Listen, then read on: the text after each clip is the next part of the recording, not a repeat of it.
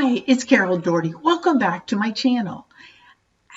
Have you ever had one of those moments where you see someone coming down the hallway and you cringe? You go looking for a place to hide because you don't want to deal with them. I've been there. And sometimes we have these difficult coworkers and we have to figure out a way to deal with them because they don't go away. I had one who you could hear him coming. He was 6'5", 315, and he loved to stop, and he talked really loud, and he yelled, and you could hear him coming, and everybody would cringe because he was cringeworthy. He was a bully. And so everybody would cringe, and you're like, okay, how do I deal with him? And as a female engineer, I really struggled with this because there were people like him who were a bully, and then there were other people who actively worked against me. There were some who wanted to see me fail. Ran across more than a few, that really didn't think I even belonged in my job. Women shouldn't be in engineering. I should be at home taking care of the babies. That was fun. And then I had some people who just were so set on their own agendas, they didn't pay any attention to who they ran over, getting to where they wanted to go. And then there were a few others who, it wasn't necessarily me in particular, but there were a couple who had agendas and they actively kind of manipulated people around them to get rid of people they viewed as threats. And on more than one occasion, I was seen as a threat because I didn't buy into their agenda. And so what do you do? In today's video, I want to talk about 3 things you can do to help you deal with difficult coworkers. Okay, let's dive in. So the first one is tune in to how you feel when you're around them. What's going on inside of you? Know that you cannot fix them. You can't fix them. All you can do is manage your response. So really tune in to what's going on for you. How do they make you feel? And then look into why. Now, the bully that I shared an office with, and I hear him coming, and I would cringe, and I walked on eggshells around him. Part of the reason for that was when I was a little kid, I was around some old men who yelled, and it terrified me as a little kid. And so hearing him yelling at people, doing all of this, that bully took me back to that, and it made me want to go kind of hide in a corner. Because honestly, I did that a few times as a small child, dealing with not necessarily a bully, but people who were yelling. I would go hide. Well, this guy was putting me right back into that. And, a couple of the people, the one who was really manipulative and went out of her way to kind of take out people who were threats to her plan, she got on my very last nerve because I was watching her manipulate people. She would be complaining about how people treated her, and then you watch how she treated others. I hate two-faced people. I hate people who are like that. And I do not like people who will manipulate situations for their own gain. I have a real problem with that. So, I understood why I was reacting the way I was.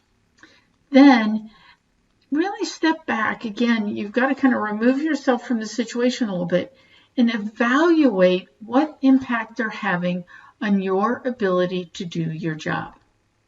With the bully, if I was kind of hiding and being real quiet and walking on eggshells, I wasn't getting out and doing the things I needed to do because I didn't want him to notice me. So it was making it harder for me to get done what I needed to do. The other one where she was manipulating people, that made it really hard for me to do my job because she was actually getting other people to work against me. She didn't directly do it. She manipulated other people. And it was making it hard for me to do my job because people were kind of blocking me because she had convinced them that I was a problem. So understand what the impact to you is by what's going on with them. How is this situation limiting your ability to perform? Because you need to do your job and you need to do it well. And then lastly, decide how you're going to show up. Now with the bully, one day driving into work, I realized, you know what? I'm hiding, and that is not who I am. I'm not talking to people. I'm not doing the things I want to do. That's not Carol. I'm not going to let him keep doing that to me. So that morning when I walked in, and when first time I saw him that day, hey, how's it going? When he left, said, have a good evening. And I started doing that every day. And actually, when I started doing that, I felt more true to me. I was able to get out and do what I needed to do. And it kind of checked him up because I wasn't cowering from him anymore. Bullies don't like that. So he kind of started backing away and not being quite that way with me anymore. And then with the one who was being so manipulative, I chose to take the high road. I was going to be the consummate professional no matter how she acted. I didn't care. I was going to be professional. And I started looking for another job. It was time. It was becoming very clear. It was never going to get fixed. It was going to be a toxic place. So I started job hunting. But I stayed professional. I treated her with respect. I treated the other people with respect. I did my job to the best of my ability because that's what made me feel good about who I was. I wasn't going to let them change how I showed up. I had to be who I wanted to be.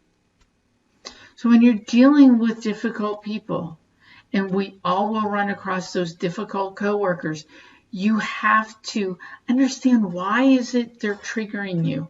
Why are you struggling with them? Understand the impact they're having on your ability to do your job. And then decide how you're going to show up. Now, if you are in a situation, and I've been in these, and I made where what they're doing is truly illegal behaviors. In the U.S., we have laws against sexual harassment and gender discrimination and all that sort of thing. If you are faced with those, speak up, find the right person to go to. I didn't do that early in my career, and it was a mistake because I was letting them dictate. I wasn't reacting to them, but they felt like they were in control, and so they were impacting my ability to do my job because I chose to avoid confrontation. And you know what? It eroded my confidence and it hurt my ability to be who I wanted to be. So choose. If you are in a situation where there's bad stuff happening and illegal behavior going on, that's what HR is there for. They're there to manage the risk for the company around employment. And if someone is acting illegally, that is a risk to the company and you have rights. So if it's just like the one guy who was a bully, he yelled at everybody. It was not gender-based. He yelled at everyone. You know, to figure out how you're going to deal with them. The one who was the lady who was manipulative, she was a little harder, but I chose the high road. And when I left, my boss said, "You're the most professional person that was on the team." Yeah, and what good did that really do me other than I could walk out with my head held high because I knew I had behaved the proper way. I had done the right thing. So you get to decide how you're going to be around these people. Don't let them decide for you. If you're struggling with some of this, you can find me on Instagram at Carol S. Doherty. Message me. I have a bunch of information out there about dealing with these kind of things. But go ahead and message me. Let's talk. This is something that I work with some of my clients on, is finding their voice and finding how they want to show up so they can make the best next step in their career.